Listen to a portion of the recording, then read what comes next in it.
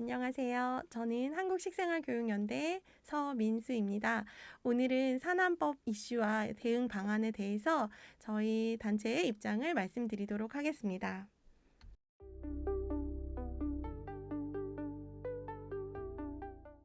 우선 우리가 가진 문제를 바로 보아야 합니다. 지금 우리가 가진 문제는 업무 담당자로 지정이 되어서 사측의 업무를 수행하게 되었고, 그리고 현업 업무 종사자로 지정되어서 노측의 의무를 요구받고 있는 상황입니다. 사측과 노측을 동시에 담당하게 되는 유일한 국가 공무원이어서 이 문제를 어떻게 해결하는 것이 바람직할 것인지에 대해서 이야기를 나눠보고 싶습니다. 지금까지 우리는 업무 담당자, 관리 감독자죠. 처음에는 관리 감독자, 업무 담당자가 되지 않기 위해서 현업 종사자가 되어야 한다. 그래야 보호받을 수 있다라고 이야기하였습니다. 그런데 이 두 가지 문제는 전혀 관계가 없습니다. 둘을 따로 떼어놓고 보아야 할 문제입니다.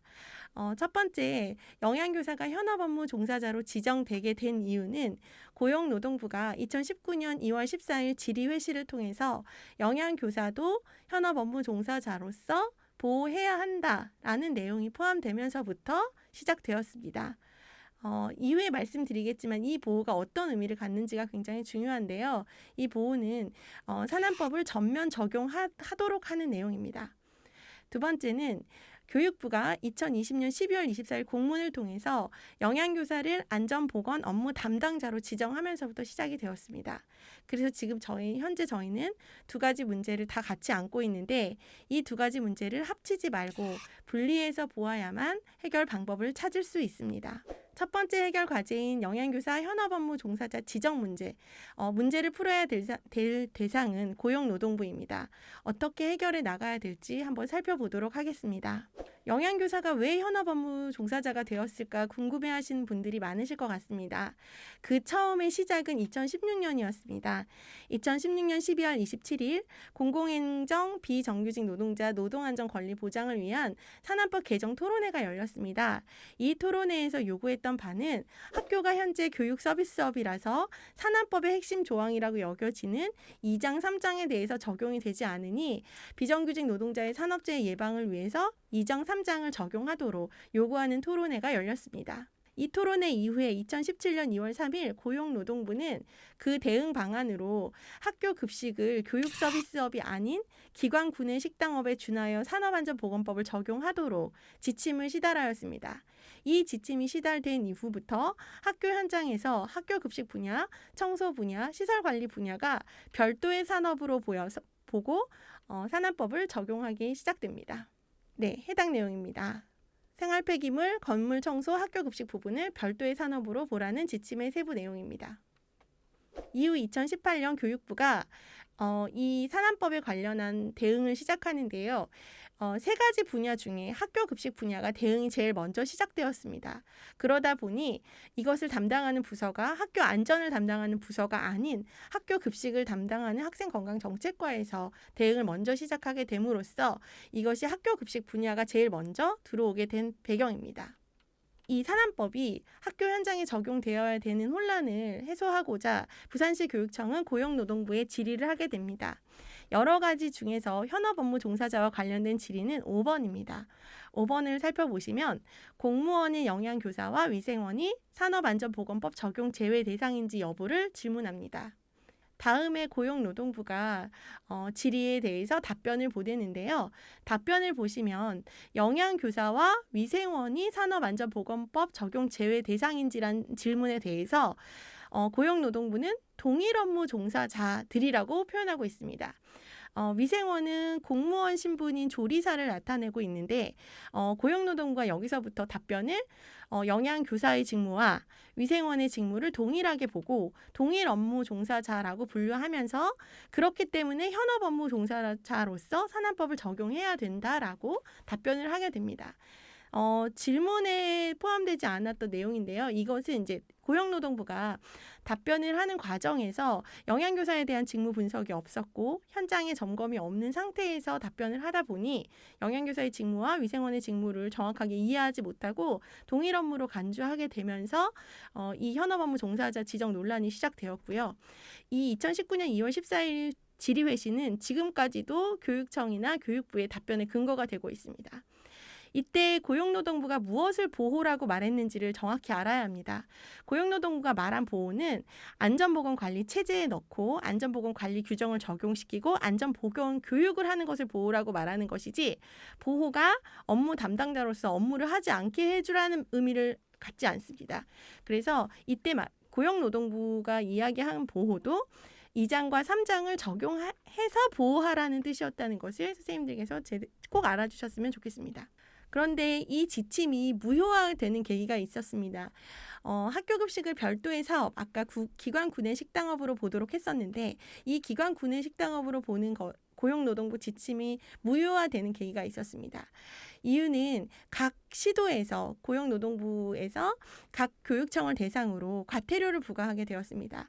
과태료를 부과하게 된 이유는 지침에 따라 교육을 실시하지 않았고 위원회를 설치하지 않았고 규정을 작성하지 않았다는 여러 가지 이유를 들어서 대구, 대전, 경기, 강원, 전북, 충남 6개 교육청에 대해서 과태료를 수천만 원을 부과하게 됩니다. 모든 교육청이 이 부분에 대해서 소송이 진행되었고 지금 현재 강원도 교육청만 20일 진행 중이고요. 나머지 교육청은 모두 항소 포기한 상태로 1심 판결을 받아들였습니다. 1심 판결 내용을 보시면 모두 과태료의 부과에 대해서 기각되었습니다. 이유를 살펴보시면 고용노동부가 지침으로 내려서 기관 구내 식당업으로 본 내용은 모두 근거가 없다. 그래서 이 부분에 대해서 음식점업이나 일부를 학교 급식이나 미화 청소 시설 관리에 대해서 별도 산업으로 보지 않는 것이 맞다. 라고 명시하고 있고요. 학교 내에 있는 모든 근로자는 그 학교에 해당하는 사업인 교육 서비스업에 소속된 근로자로 봐야지 일부 근로자를 다 따로 생각해서는 안 된다. 그런 내용을 담고 있습니다. 그 이야기는 무엇이냐면 처음에 이 모든 그 학교의 산업안전보건법이 적용된 근거가 됐던 지침이 법원에 의해서 무효화가 됐다는 것을 의미합니다. 그런데 2019년 10월 29일 당시에 이런 판결이 나고도 실제로 고용노동부는 이 변경에 대한 지침을 따로 내린 바가 없습니다. 그러다 보니 학교 현장은 그 지침만 유효한 것으로 이해를 하고 법령 개정을 맡게 되는 상황에 이르게 됩니다. 고용노동부의 지침이 2019년 법원에 의해서 무효화가 됐음에도 여전히 선생님들이 이 지침이 유효한 것으로 이해한 이유는 고용노동부가 이에 대해서 무효화되었다는 사실을 학교 현장으로 알리지 않았기 때문이고요.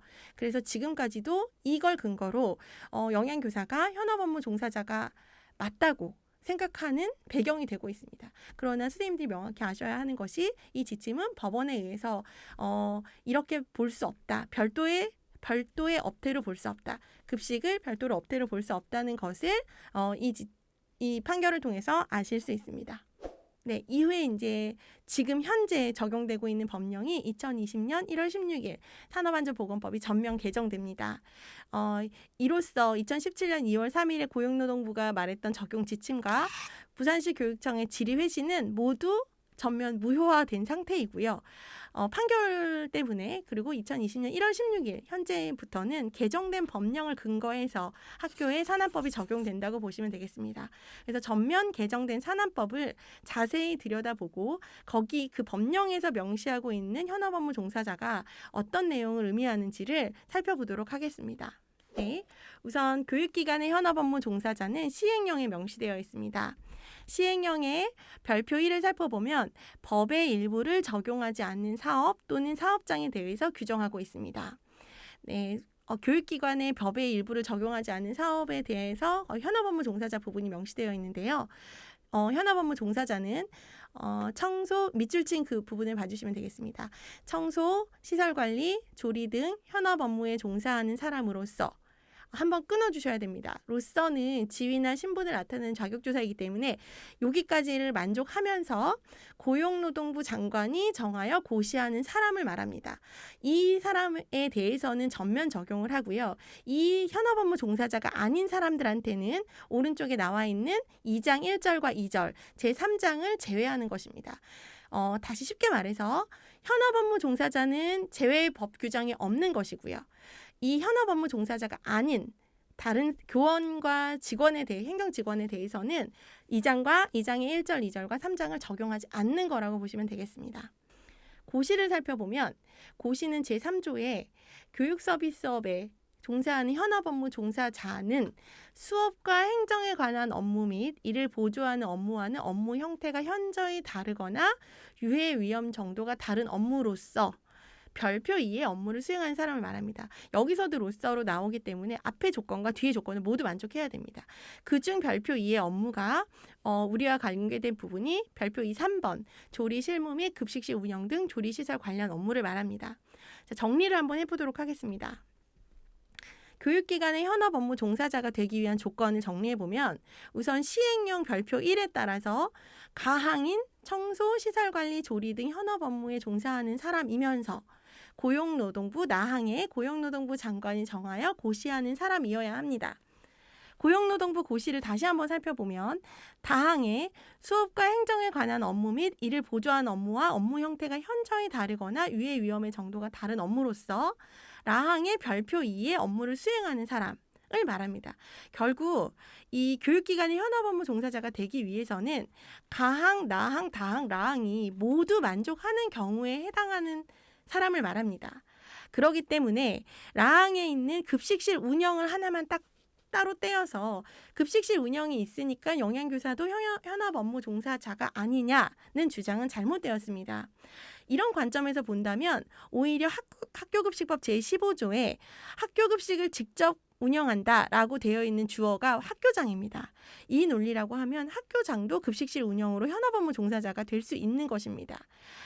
그러나 아무도 학교장이 현업업무 종사자라고 생각하지 않고 계시죠. 이것은 왜 그러냐? 가항, 나항, 다항, 라항을 모두 만족해야 된다는 조건이 현재 법령에 명시되어 있기 때문입니다. 그래서 선생님들께서도 이 관점으로 봤을 땐 영양교사가 현업업무 종사자에 해당하지 않는다는 것을 이해하실 수 있을 것이라 생각합니다.